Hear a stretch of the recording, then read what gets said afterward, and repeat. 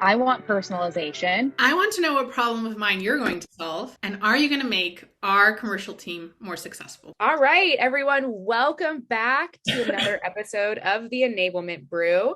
I'm Carly Lehner. And I'm Melvina Alosayek, and we're so excited you're joining us for yet another episode. And this is actually the first time we have a guest on the show, which is super exciting. Yeah. So, Jack, do you want to introduce yourself? Yes, thank you, Malvina. My name is Jack Neicho. I'm an account executive at Salesloft.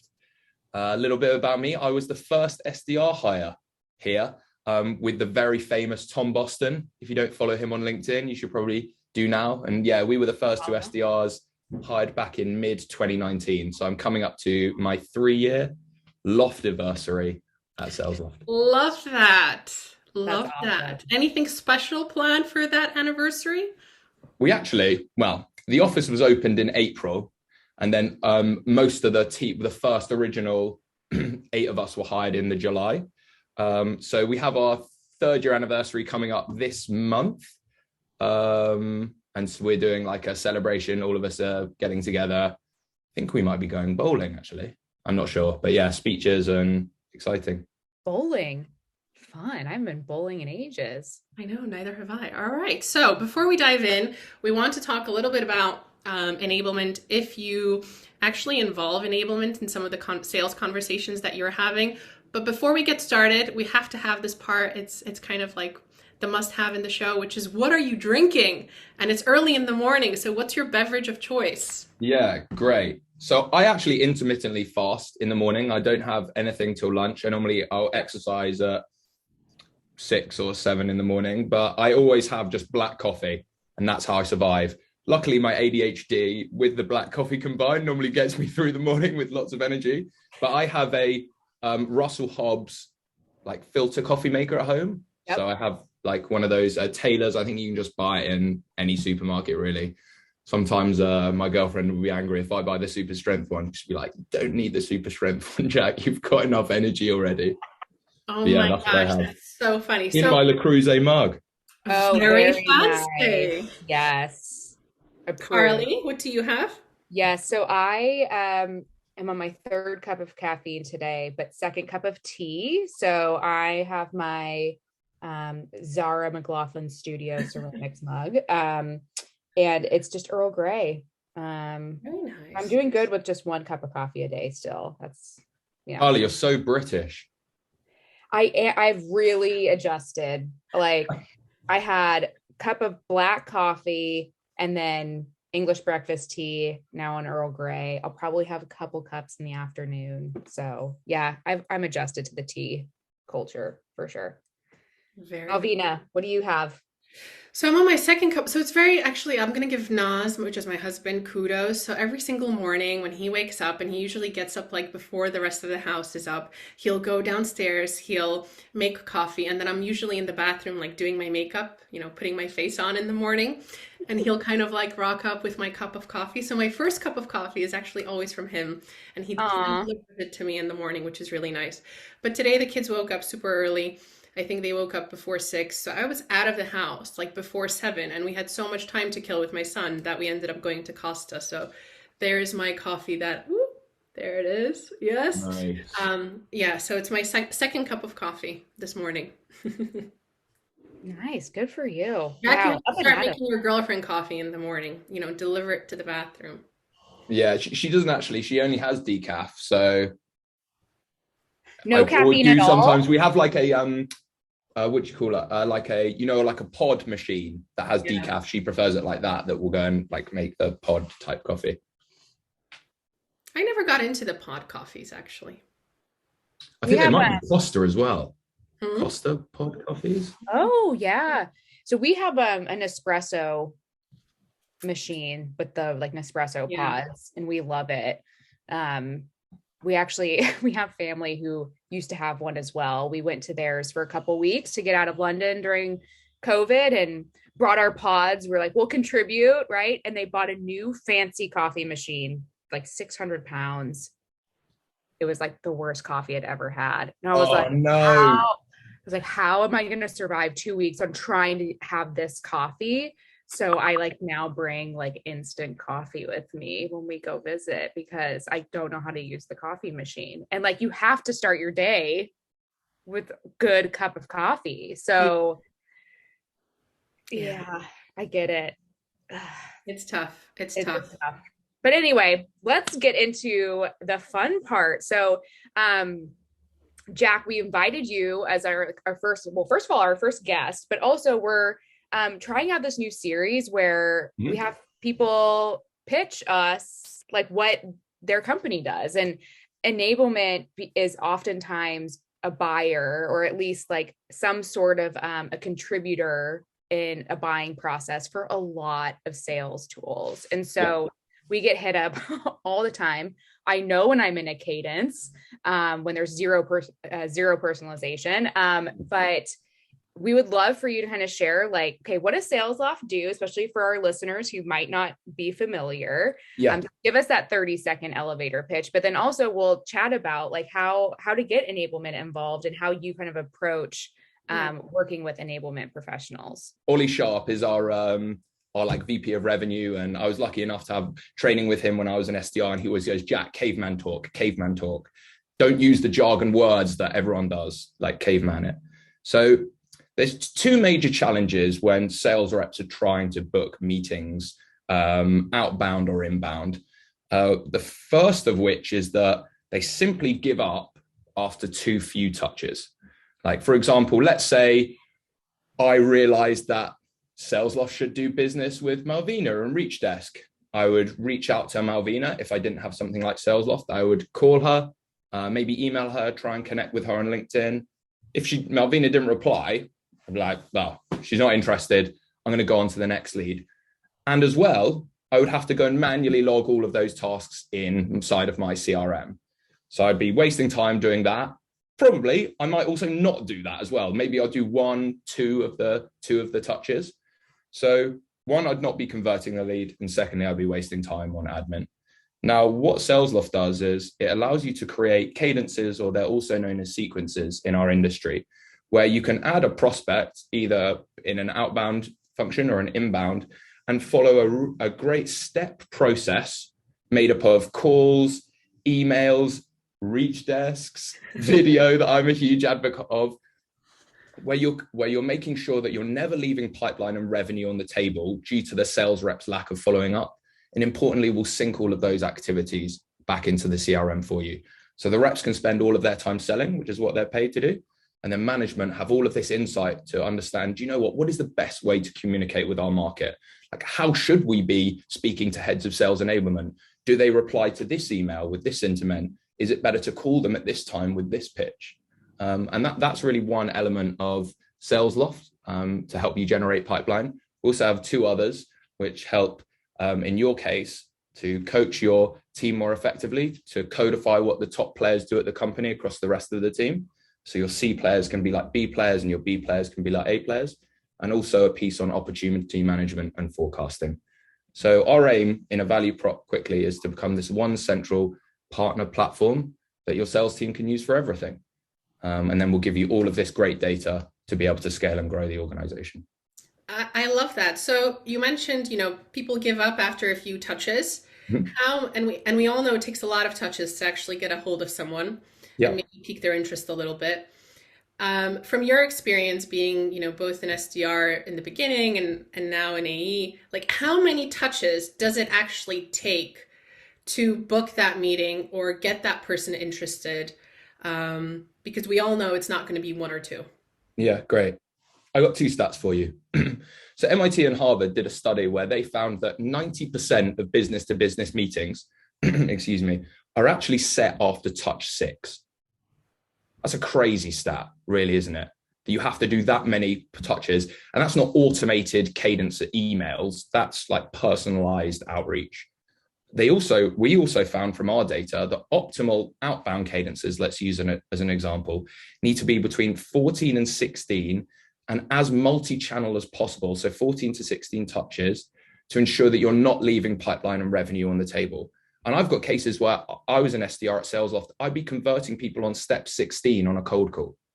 I won't say their name specifically or the organization, but they'd be like, Jack, no one sent me these videos before. I love the voice notes on LinkedIn. Like, you've got me on the phone. Go on, pitch me. And I said, X, the reason I'm calling is literally the software that you've been on, or like the process you've been on. Yeah. He said, amazing. They had a meeting with my AE and they bought for their whole sales team about a month later. Yeah. And being creative is important, right? Because I mean, I'm sure, Carly, you get loads of emails, right? I am really bad with my emails. You know, I will go through them, but if it's not like something that's on my to-do list, like that email just doesn't get read, or it gets opened. So it'll have the click that it has been opened, but there's no action. I am so much more open to when actually people pick up the phone and call. Absolutely. And this is what I always say customers when they talk about, oh, our phone's really effective here and email's really effective here. And I've actually started to see, do you know what? It's really dependent on what channel that person specifically wants to get targeted on. I think it's hard to generalize buckets. So like heads of enablement only like to be cold called, right? Like, Carly, you might never pick up your phone if you get a number, but you might be emailed, or you might be very receptive on LinkedIn. So the more multi-channel your cadence or sequence can be, the more effective you're going to be at trying to generate pipeline, because you're going to speak to where the buyer or prospect wants to be spoken to. Yeah. Carly, you've been in many organizations. Have you actually been involved in conversations around tools like this in the past? I actually haven't, because we've already had a tool in place.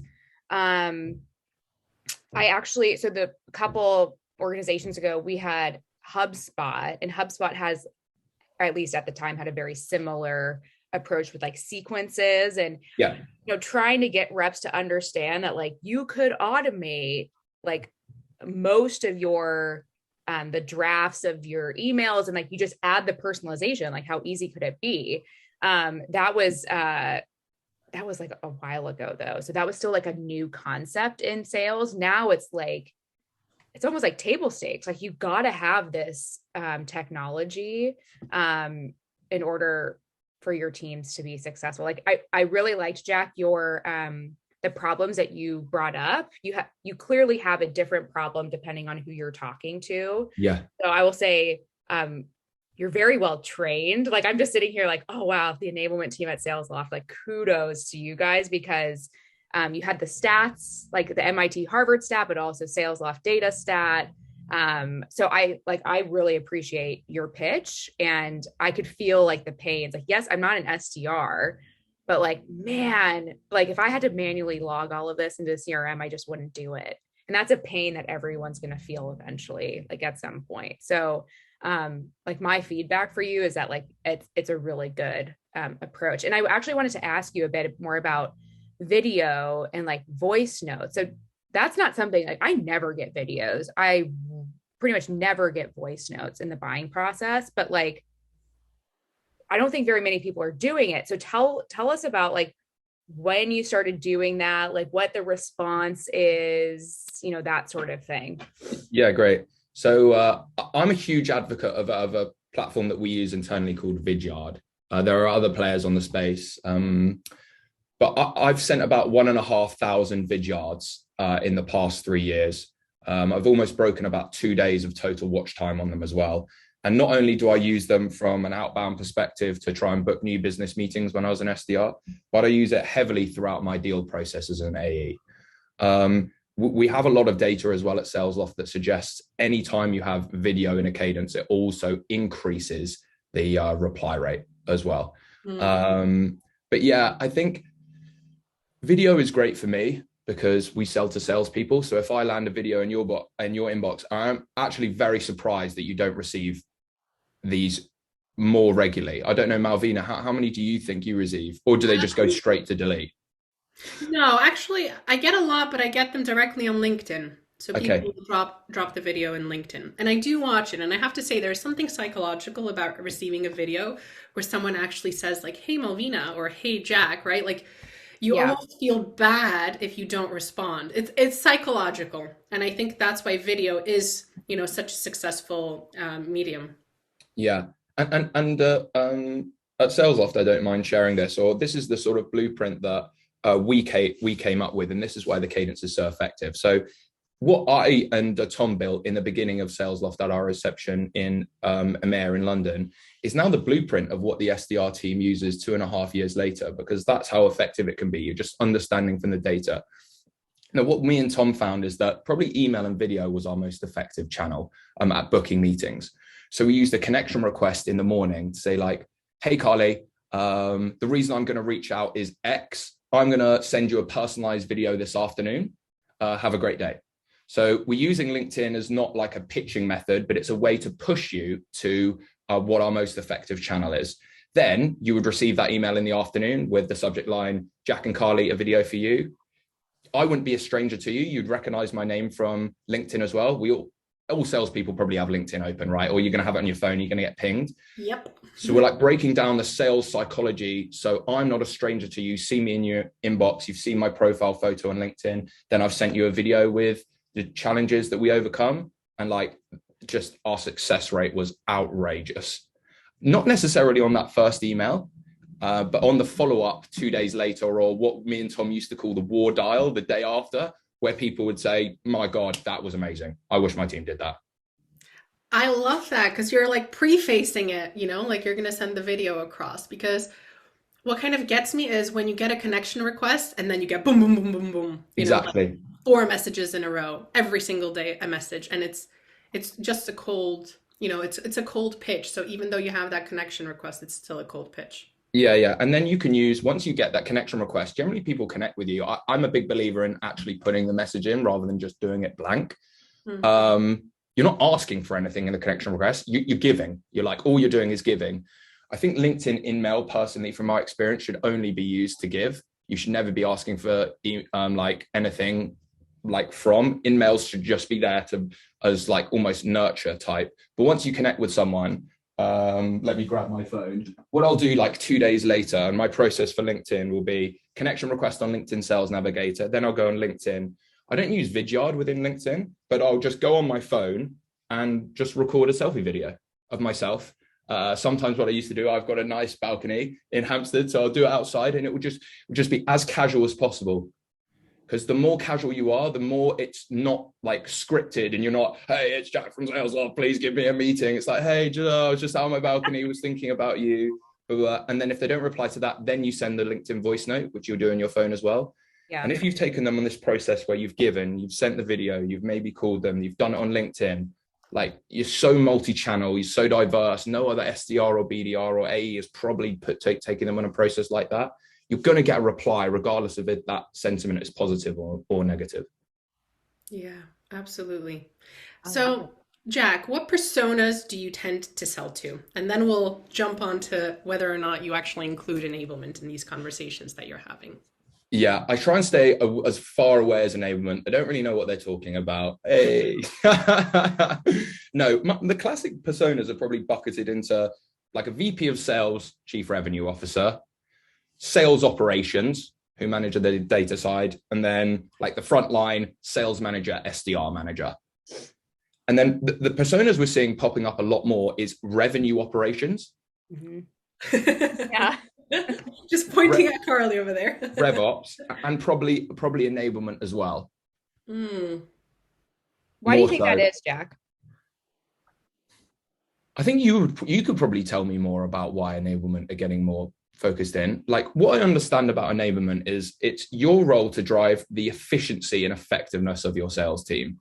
And the revenue levers you're probably pulling on is maybe not just increasing more opportunities, but certainly increasing the win rate of your team, maybe increasing win rate against competitors, but also potentially closing larger deals as well quicker. So I feel like maybe the revenue levers are more then focused towards what we call Salesloft Conversations, which is our conversational intelligence platform, and understanding like, right, I've got this A rep. I've got no idea what they do, but they crush their targets every single week. And I want to be able to understand, what do they say in their discovery? How do they demo? How do they negotiate? And I want to codify that and then regurgitate it almost to the rest of the sales team. I think you hit the nail on the head. That's like exactly it. So enablement is oftentimes in place to replicate your B+ to A+ players. Mm-hmm. And a lot of times your A A players don't know why they're an A player, because if everyone knew, everyone would be an A player, right? Yeah. And so using a Salesloft to see, okay, what email messages are landing, like at what point should we send a vidyard, those are the types of things that enablement really like tries to grab onto. And so yeah, I'm definitely not surprised that enablement would be interested in a Salesloft for their team, or at least like being a part of the conversation.